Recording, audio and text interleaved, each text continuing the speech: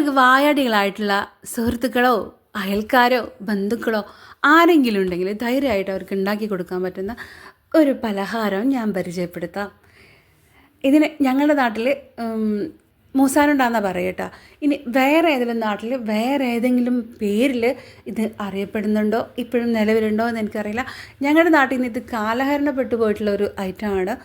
ഞാൻ പണ്ടെങ്ങാണ്ട് കഴിച്ചിട്ടുള്ള ഒരു രുചി എൻ്റെ നാവിലും മനസ്സിലും ഉള്ളതുകൊണ്ട്, പണ്ടെങ്ങാണ്ട് എന്ന് പറഞ്ഞാൽ അത്രയും ചെറിയ പ്രായത്തിൽ കേട്ടോ ഉള്ളതുകൊണ്ട് ഞാനിതൊന്ന് ഉണ്ടാക്കി നോക്കാമെന്ന് വിചാരിച്ച്. എനിക്ക് ഒന്ന് കഴിച്ച് നോക്കണമെന്ന് തോന്നിയപ്പോൾ ഞാൻ ഇതൊന്ന് ഉണ്ടാക്കി നോക്കിയതാണ്. ഇത് ഉണ്ടാക്കുന്നത് എങ്ങനെയാണെന്നൊന്നും എനിക്ക് യാതൊരു ഐഡിയ ഇല്ല. പക്ഷെ ഞാനൊരു രുചി വെച്ച് ഒന്ന് ചെയ്ത് നോക്കാമെന്ന് വിചാരിച്ചിരിക്കാം. അപ്പോൾ വായാടികളിൽ നിന്ന് ഞാൻ ഉദ്ദേശിച്ചത് എന്താണെന്ന് വെച്ചാൽ, നമ്മളിങ്ങനെ സംസാരിച്ച് വെറുപ്പിക്കുന്നവരുണ്ടാവല്ലോ, കത്തി വെച്ച് കൊല്ലുന്ന ആൾക്കാർ. അപ്പോൾ അവർക്ക് ഇതൊരെണ്ണം എടുത്ത് കൊടുത്താൽ കുറച്ച് നേരത്തിന് നമുക്ക് ശല്യം ഉണ്ടാവില്ല. പിന്നെ കുറച്ച് ടൈം എടുത്ത് കഴിക്കേണ്ട ഒരു സാധനമാണ്. പിന്നെയെന്ന് വെച്ചാൽ ഇത് ഒരു 4 മണി പലഹാരം എന്നൊന്നും പറയേണ്ട ആവശ്യം ഇല്ല. കാരണം ഇത് നമുക്ക് എപ്പോൾ വേണമെങ്കിലും എടുത്ത് കഴിക്കാം, എപ്പോൾ വേണമെങ്കിലും നമുക്ക് എടുത്ത് കഴിക്കാം. നമുക്ക് വല്ല പാത്രങ്ങൾ കഴുകുമ്പോഴോ അടിച്ച് തൂത്ത് വരുമ്പോഴോ അങ്ങനെ എന്ത് ചെയ്യുമ്പോഴും നമുക്കിതിങ്ങനെ ആ ജോലി ആസ്വദിച്ച് കഴിക്കുകയാണെങ്കിൽ ഇത് കുറച്ചിങ്ങനെ വാലിട്ട് ചവച്ചിങ്ങനെ ആസ്വദിച്ച് നമുക്ക് വേണമെങ്കിൽ കഴിക്കാം. പിന്നെ ഇത് ഉണ്ടാക്കുന്നത് എങ്ങനെയാണെന്ന് ഞാൻ കാണിച്ചു തരാം. കാരണം ഞാനിത് ആദ്യമായിട്ട് ഉണ്ടാക്കണതെന്ന് പറഞ്ഞപ്പോൾ ഇച്ചിരി എന്തെങ്കിലും തെറ്റുകുറ്റങ്ങളൊക്കെ ഉണ്ടാവും. അപ്പോൾ എന്താണെന്ന് വെച്ചാൽ ഈ ചോറ് വെക്കണ ചവ്വലരിയില്ലേ, ആ അരി, അല്ലെങ്കിൽ റേഷൻ അരി ആയാലും മതി, ആ അരി ഒന്ന് തിളപ്പിച്ചിട്ട് എടുക്കുക. തിളപ്പിക്കുക എന്ന് വെച്ചാൽ ജസ്റ്റ് ഒന്ന് അങ്ങനെ ഒന്ന് തിളപ്പിക്കുക. കുറേ വേവിക്കാനൊന്നും പാടില്ല.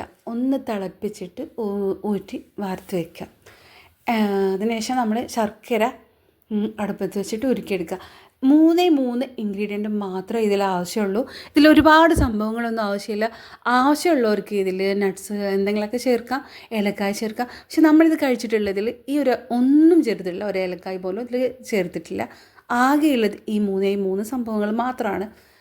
പിന്നെ എന്നിട്ട് അരി തിളപ്പിച്ച് വയ്ക്കുക, ശർക്കര ഒരുക്കി വയ്ക്കുക, തേങ്ങ കൊത്തുണ്ടല്ലോ, തേങ്ങ കുനുകുന അരിഞ്ഞിട്ടില്ല ഈ തേങ്ങ കൊത്തെടുക്കുക. ആദ്യം ശർക്കര ഒരുക്കിയിലേക്ക് ഈ തേങ്ങ കൊത്തിട്ട് കൊടുക്കുക. കുറച്ച് കഴിഞ്ഞ് വീണ്ടും ഈ അരി ഇട്ട് കൊടുക്കുക. അപ്പോൾ ഞാനങ്ങനെ ചെയ്ത് നോക്കിയപ്പോൾ എനിക്ക് ഈ സംഭവം പണി പാളിയതായിട്ടൊരു തോന്നൽ. കാരണം ശർക്കര ഒട്ടൊന്നും പരുവായിട്ടുണ്ടായിരുന്നില്ല. എനിക്കത് വലിയ പിടിയില്ലാത്ത കാരണം എനിക്കത് തെറ്റിപ്പോയി. അങ്ങനെ ഞാൻ വീണ്ടും ഇതിനൊക്കെ ഈ സാധനങ്ങളൊക്കെ വാരി വേറൊരു പാത്രത്തിലായിട്ട് ഇട്ട് അതിനുശേഷം വീണ്ടും ഈ ശർക്കര ഞാൻ നന്നായിട്ട് ഒട്ടുന്ന പരുവത്തിൽ ഉരുക്കിയെടുത്തതിന് ശേഷമാണ് ഞാൻ അത് ഉണ്ടാക്കുന്നത്. അപ്പോൾ കാണുമ്പോൾ ഇതിലൊരു ഓർഡറൊന്നും ഉണ്ടാവില്ല, ചിലപ്പോൾ നിങ്ങൾക്ക് മനസ്സിലാവില്ല. അപ്പോൾ ഈ പറയുന്ന പോലെ അങ്ങോട്ട് ഉണ്ടാക്കി നോക്കിയാൽ മതി. അതായത് ശർക്കര നന്നായിട്ട് ഒട്ടുന്ന പരുവം ആവണം. ആ ഒരു പരുവത്തിൽ മാത്രമാണ് ഇതിലേക്ക് ഇട്ടാൽ സെറ്റാവുള്ളൂ. പക്ഷെ ഉണ്ടാക്കി വന്നപ്പോൾ നല്ല സെറ്റായി, നല്ല ടേസ്റ്റ് ഉണ്ട്, എനിക്കിഷ്ടപ്പെട്ടു. പിന്നെയെന്ന് വെച്ചാൽ ഇത് ഞാൻ ഈ കാണിക്കുന്നത് എത്ര അല്ല കേട്ടോ, ഞാൻ വേറെ കുറച്ച് പേർക്ക് ഇത് ഞാൻ കൊടുത്തു വിട്ടിട്ടുണ്ടായിരുന്നു. കാരണം ആദ്യമായിട്ട് ഉണ്ടാക്കുന്ന കാരണം